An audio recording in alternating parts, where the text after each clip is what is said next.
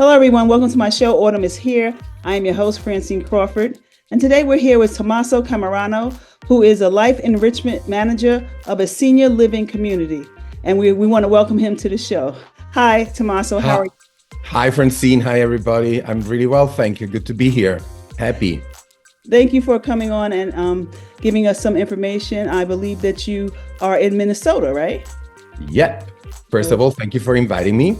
We've had our first snow today. It snowed quite a bit really? Today. Yeah, it's snowing here. It's starting. Oh, wow. Okay.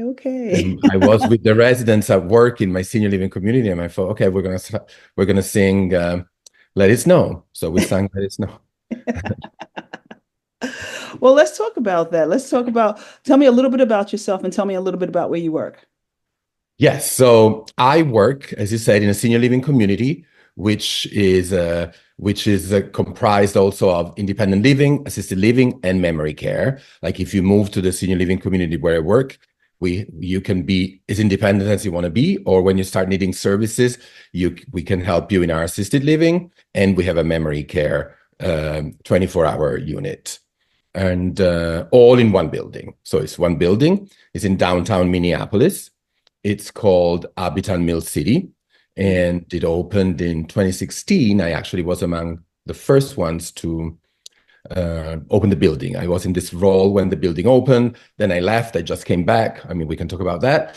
But so the building opened 2016, and I have been working in healthcare since, I would say, 2016. Before I was doing something completely different, and I was working in film production, film distribution, and as a screenwriter, living in New York. And at some point, there was a major life movement and, things that happen in life, changes you need to make. And I relocated to Minneapolis unexpectedly. There was a friend that had moved here, and I thought I would come visit. And then that visit turned into more permanent and more permanent and more permanent. And then now it's been I got here in 2014. So it's nearly 11 years that I've been here in Minneapolis. And I think healthcare since October of 2016. That was my beginning in healthcare, which in the case of my job and in the senior living community where I live, it's healthcare that has a lot to do with hospitality. I mean, okay. I kind of call it healthcare / hospitality. But how can our customer care make a difference? How can we stand out, and how can we uniquely serve and be really, really good at customer care? You know. Okay. Well, can we go back for a minute? Because you said it was 3 different things. You said it was independent living, right? Yes. It was also memory care. Yeah. And it was assisted living. So for people that may not know the difference, can you just explain what the difference is? Yes. So our building opened actually, the idea was to have people move in when they're still extremely independent and are still able to drive, to do everything by themselves. It has beautiful apartments. And so it would be, the idea was to allow people to want to desire to come and move there when you are still completely independent. And so that when you start needing some services down the road, it would be easier. It will be easier because you're already in the building, in the community. And so we can slowly start opening you to services, as we say. And that means that you start having some services, and that's when you start being we sort of start defining you as a resident that is in assisted living. Because when we start opening to services, that's when we consider it assisted living.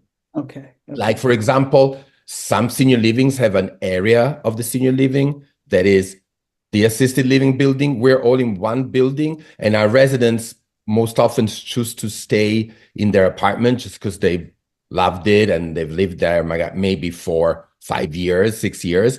And now that they start needing services, they can stay in that apartment, and we help them there without having to move to a different part of the building. Ah, So okay. in that, we're unique.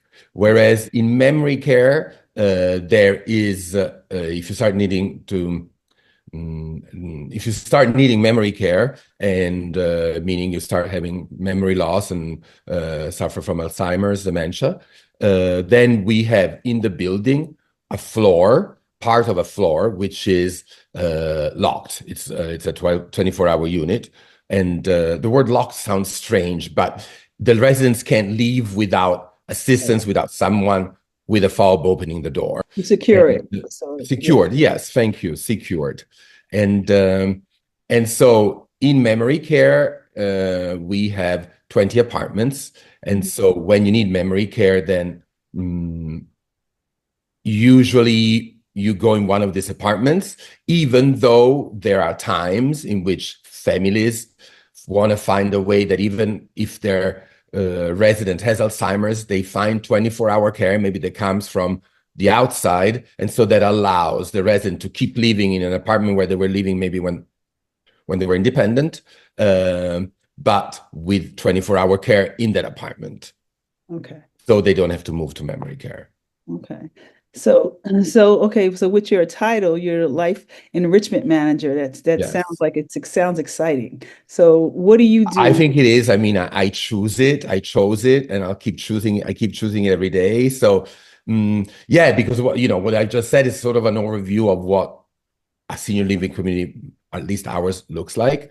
Mhm. What I do is I'm the person in charge of coming up with ideas and of cultural programming, events, and lectures, collaborations with maybe artists or I don't know, luminaries in the area to come to our building and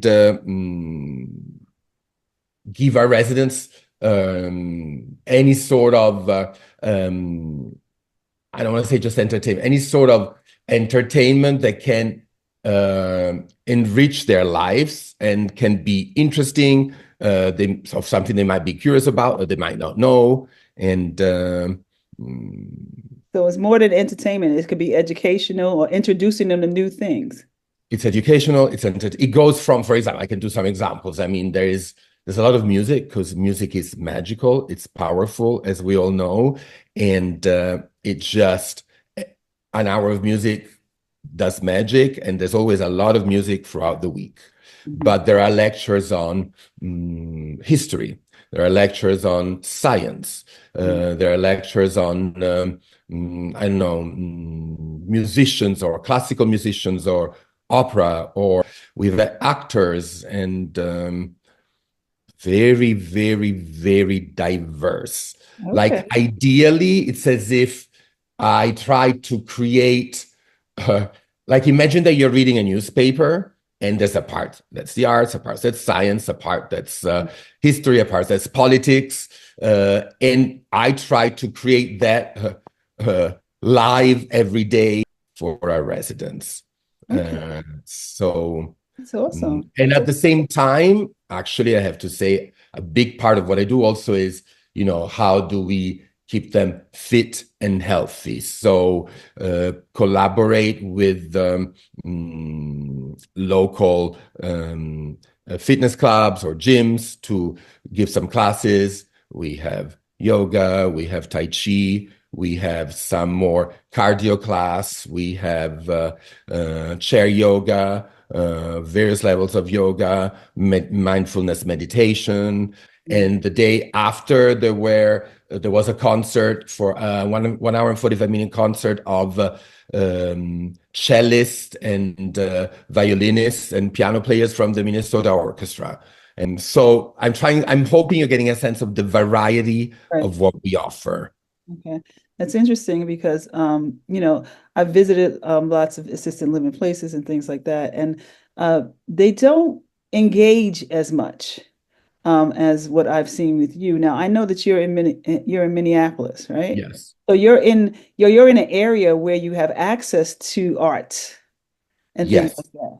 Okay, so you use that area, you use what's there to help engage your residents and keep them. And you're making a good point. I work in a senior living that was created with this in mind. Okay. Basically, my company, which is a non-for-profit in senior living that operates in quite a big part of the Midwest, realized that there was a need of a new kind of development of senior living where right in downtown, in the downtown area, which would attract exactly people that, even as they age, want to be connected, want to be a part of everything that they've loved and that downtown has to offer, which is everything we've been talking about: culture, arts, museums, music, and entertainment, and university, and just continue to be a part of it. So my building was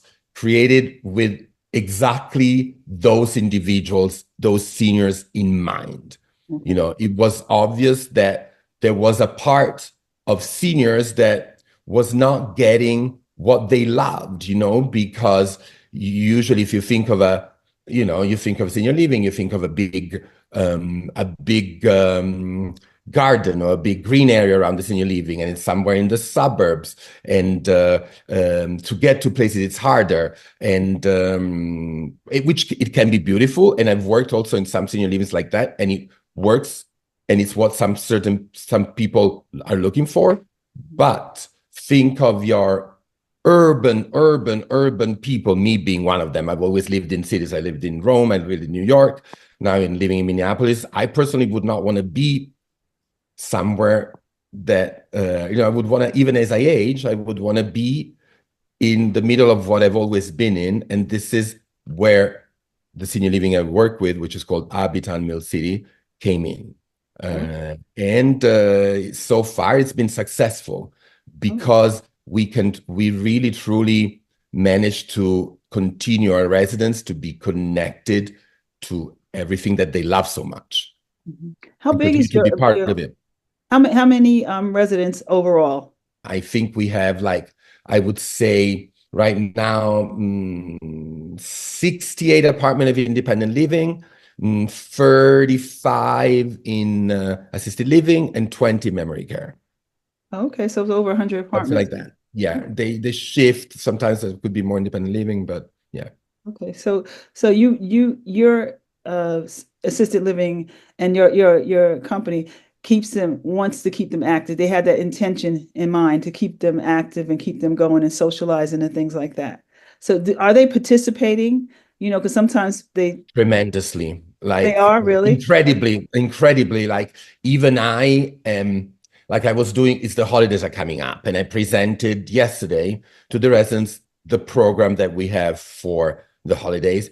And even I went, oh my God, how are we going to do all this?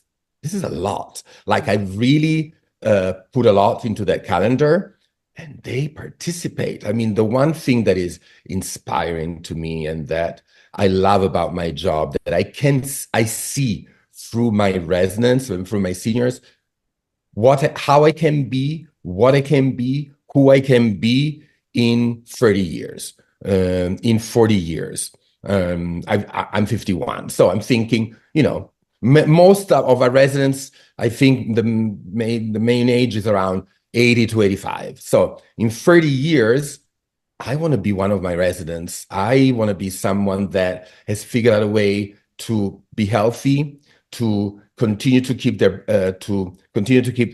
brains exercised, to be involved in things, to have passions, to have interests.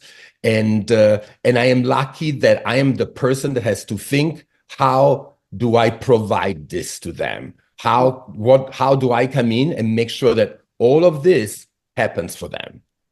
We must, because we would want it to, me and you, we're going to want it too when we're older. And so, I like that. I like that because so often people kind of write off the seniors. They write off people at a certain age, and they think that they don't want to participate, or they don't. Or that we write off their brains. That's the problem. We start giving,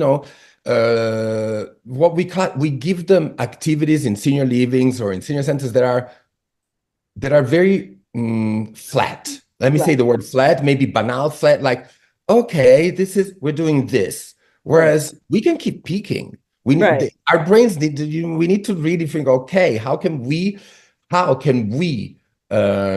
provide and give and offer to our 85-year-olds, 90 years olds, many of which are still so healthy these days, something that they have yet to experience, that they haven't experienced, that they didn't know about, or that they know so much about, but they want to know even more about. Like, how do we keep the word exciting be part of their life? I think exciting is a word that we try not to associate. We don't think it goes well with the lives of seniors. Whereas life can still be exciting, should still be exciting, and it is the community's role, I think, community meaning us, not the seniors, to find a way to involve them in that excitement, to provide that excitement. So you're continuously doing things like that. Well, it Yeah. seems like you have a good relationship with them. What would you say to people that are working in facilities like that, to how important it is to have a good relationship with them and how they can do things that will help them to have a good relationship? Because they have to Um, trust you if they participate. yes, I think having a good relationship with residents and their families Hmm. is key. Like, is the key to success in working in, at least in my environment, my community. I think to me, I was always, I think, very, very transparent, very open. I was communicate like what I did at first when I started is like, let me understand who you are. For every single individual, I know them very well. I have a certain relationship with each one of them, which is different because I needed to understand how does it need to be different because we're all different persons. So, and so I think the first thing is to be curious about your residents, to be curious about every single one, because just we all are very unique individuals. And so that was the first thing. And then to really care, to show them that you care with your approach, with the way you present yourself to them every day, with how many hours of work. I mean, these are people that have worked themselves. They've had lives. They can see. They can read. They know if you're for real, and if you are. Maybe we make mistakes. I make mistakes, but they see that I'm really always thinking of them and what can be good for them before anything else. And I'm thinking with them. The other thing that I think I touched upon just when you first asked the question is collaboration. We talk a lot. We talk a lot about what they would like to see. Well, assisted living, some people are not so familiar with it. What would you say to how do you go about looking for a place? What are the things that you look for if you want your parent or you think that it's time for them to be in assisted living? Because we're glad that there's a choice that you can do that if you're not able to take care of your parent or if they're independent. What would they look for in assisted living place? Well, I think, first of all, they would think of what would my mother or father or my brother, if they're looking for a sibling or whoever, my best friend, uh, would be looking for. Like, what is important to them. I think, I mean, we have to think of what is important to the person that mm, mm, is going to live in this community. And so ideally tour it with your mother or your father, the community. And then I think, I mean, what's important to me, if it were me, let me say, if it were me, I would look at cleanliness that needs to be there. I mean, I think it's very important that that it's how good. I would ask how good is the clinical department, because clinical departments need to be good, and there's so much offer, and unfortunately, there's so many that you know. Sometimes struggle with offering the right cares, clinical cares. And then I would look at how good is the food, how healthy is the food, and the apartments. And also I really think it's important, and I know that it is because that's why our residents move where to our building is how good is the lifestyle, which is the part that I take care of. How can the life of my loved one continue to I don't want to say sorry, but to be full and in this place. And so is what would they be doing every day, and who are also, I would think what's important is also in choosing a community actually is who are the other people that live there. I would always suggest to try to meet other residents and or to ask, can we participate in a few things?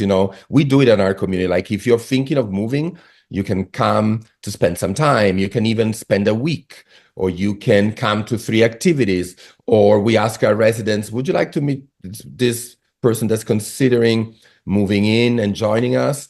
Because you really, really need to know who you're going to be surrounded with. Do I like these people? What do they tell me? What are they saying of the community? So a combination of all these things that I said, I think. Okay, okay. All right. That's great, especially asking the residents and getting to know the place and stuff like that. Well, what about cost and planning? What would you suggest to family members or caregivers, to, maybe plan ahead or because of costs or things like that, so that can be the option. I think you said, I mean, if you can plan ahead, that's ideal, because costs for a lot of senior livings are high. Mhm. For example, I think it's important that I say that I work for a company that has all sorts of different buildings, and some of them accept state assistance. Oh, And they're beautiful buildings, and also they accepted assistance. So a resident that maybe doesn't have too much money can still move in because with the county assistance and state assistance that they pay part of their rent. The building I work for is all private pay. So to move into the kind of building I work for, you need some money. There's a certain expense every month, which is quite high. Mm, I always think to myself, oh, would I be able to live here? I mean, yeah. maybe just about, maybe in 20 years, if I've made everything exact, if I've put aside, if I've planned, Right. yes. So Right. we should start planning when we're 40, 30, how do we think how can we put aside money that we're going to use and need then?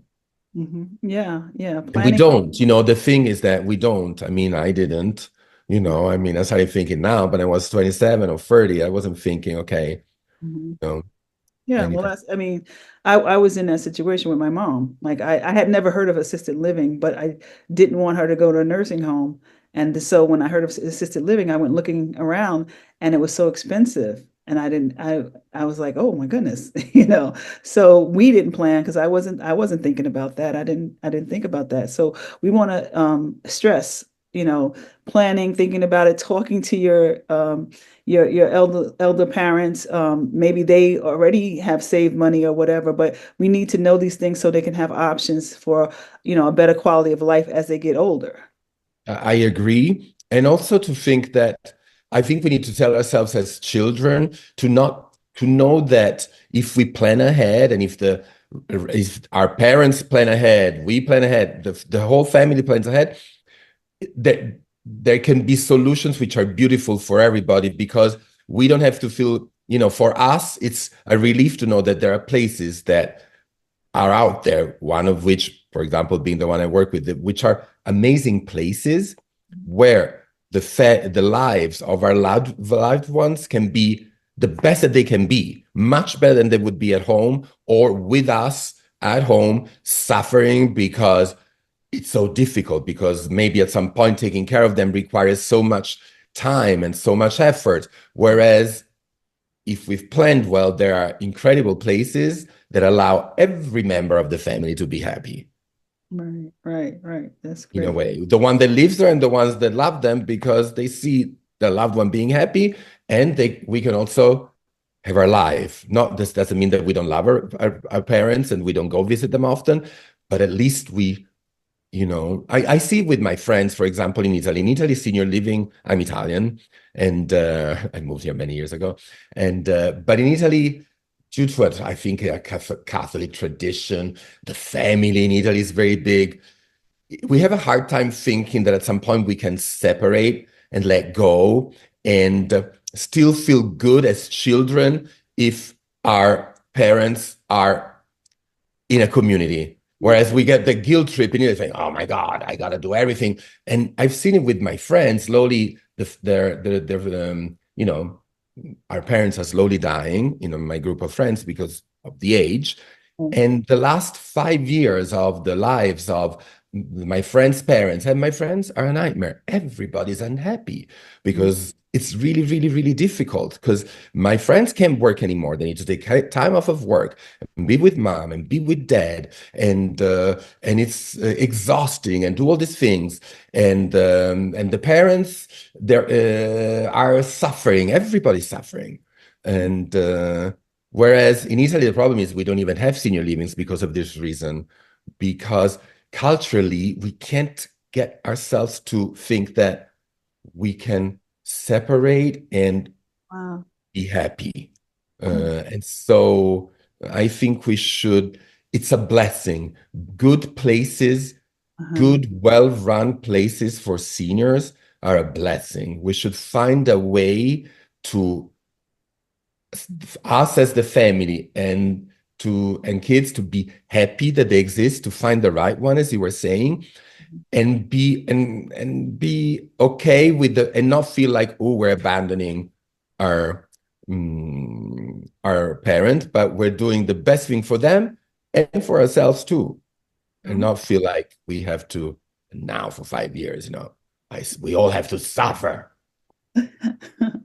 Well, that's great, and that's realistic. Yeah. That's realistic. It's we want to take care of them, and we may try, and we really can't, but we exhaust ourselves, and then we're not happy, and they're not happy. It's really hard to be a caregiver. So, yeah, it's great that they have places like this that can take care of them, but we have to know that they have places like this and look into it and plan ahead of time.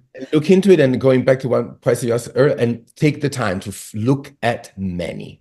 I think another part of how to choose them, to choose a senior living, is to start looking ahead of time, maybe even before you need it, because so you have an idea of what's out there and and slowly figure out, so take time, compare, because it's so important that it's important to compare.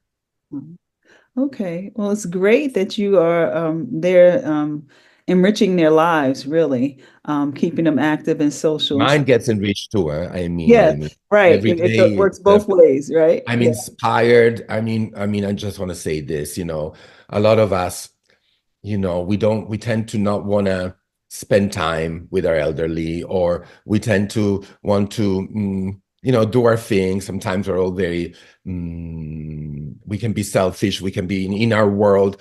Whereas, our seniors are such a source of inspiration, knowledge. I mean, every day I discover something thanks to them, or even just by watching them, or even just by seeing, oh, so this is how they avoid, I don't know, doing this or falling. Like, just observing them is incredibly enriching, and then having the chance to hear what they have to say and to get their advice is precious. I mean, it's invaluable. I'm very lucky. I get paid to do something that is beautiful, and that gives me so much in return.